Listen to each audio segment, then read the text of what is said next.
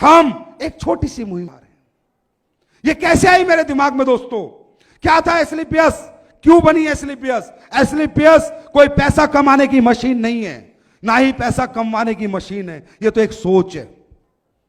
मैंने 15 साल देश सेवा की है, आर्मी के अंदर था मैं, और आर्मी के अंदर रहते हुए मैंने कश्मीर में ही काटा है। और कश्मीर के अंदर जहां पर लोग किसी को हथियार बना के पीछे चलते हैं, ये बंदा अपनी छाती लेके आगे चलता था। जिसने मेरे साथ कश्मीर काटा है वो जानता, वहां भी मुझे बादशाह के नाम से जाना जाता था। गोलियां चलाई भी हैं, खाए भी हैं, लोग मारे भी हैं, सब कुछ किया है। अंडरस्टैंड? आर्मी की नौकरी की 15 साल, ईमानदारी से जीवन जी रहा था। इसके बीच में एक कंपनी आ जाती है जिसने मुझे ज्वाइन करा लिया।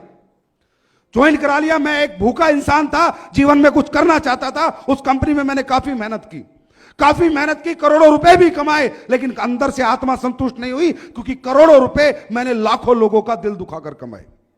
कुछ गलत चीजें मैं बेच रहा था, गलत प्रोडक्ट बेच रहा था, किसी काम के नहीं थे, एक सपने बेच रहा था, और सपने बेच बेच के गरीब से अमीर से सबसे ठग रहा था, ये मान लेना मेरे को आप। लेकिन मैं ना समझता, मुझे पता नहीं था कि ये चीज गलत है सही। लेकिन जब मुझे वो चीज पता चली ये सही है गलत है, ये गलत है, तो दोस्तों मैंने किसी ने मुझे सोच नहीं दी। मैं अपने चारपाई पे लेटा हुआ उस ऊपर वाले से, खुदा अल्लाह गॉड वाहेगुरु से बात करने लगा। मैंने कहा भगवान, मैं जीवन में कुछ करना चाहता हूं, लेकिन अच्छाई और ईमानदारी के साथ करना चाहता हूं। मुझे पता है पैसा कमाने के लिए बेचना तो पड़ेगा कुछ ना कुछ, लेकिन मैं ऐसी चीज बेचना चाहता हूं, मैं 2 रुपया भी कमा लूं और 2 करोड़ लोगों की दुआ भी कमा लूं। मुझे कोई ऐसा काम बता, मैं कुछ ऐसा करना चाहता हूं। मुझे नहीं पता था दोस्तों, मुझे नहीं पता था क्या आयुर्वेद है, कैसे बेचना है, प्रोडक्ट कहां बनते हैं, कैसे बनवाते हैं, क्या कुछ नहीं पता था। Will you believe these words are from my heart?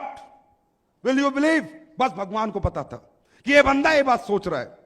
ऐसे सोचते सोचते उस कंपनी में मैं महीने के 5-6 लाख रुपए कमाता था। मेरे दिमाग में एकदम क्या फितूर आया, मैंने 6 लाख रुपए को लात मार दी, रिजाइन दे दिया कंपनी को। और मैंने उस कंपनी को बोला अब ये गंदी चीजें मैं नहीं बेचूंगा। तो बोला 6 लाख रुपए पे लात मार रहा है संजीव कुमार, बर्बाद हो जाएगा, लोगों की ठोकरों में आ जाएगा। मंजूर है ठोकरें खाना, पर दिल दुखाना मंजूर नहीं। पकड़ो रिजाइन, नहीं चाहिए तुमसे 1 रुपया।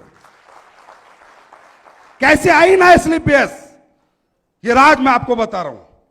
और शायद आज तक मैंने कभी स्टेज से ये बातें नहीं बताई, लेकिन मेरा कुछ माहौल देखकर हिंदुस्तान का मुझे कुछ हो रहा है।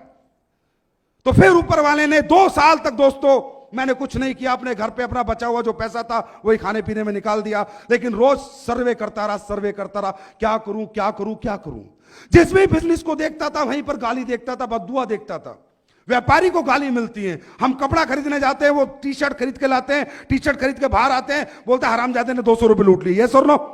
जूता खरीद के लाते हैं, बोला 100 रुपए लूट लिए। इवन आलू खरीद के लाते हैं तो बोलता साले ने 2 रुपए महंगे लगा लिए। तो मैं ये चाहता था कि भाई बिजनेस तो अपन भी करेंगे, पर गाली के साथ नहीं, मोहब्बत और दुआ के साथ करेंगे।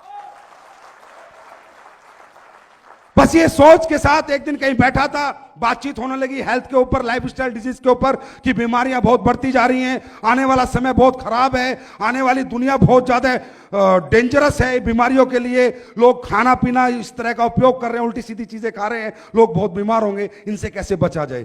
कहीं बैठा था, किसी ने सोच दी कि आयुर्वेद के साथ इससे बचाया जा सकता है।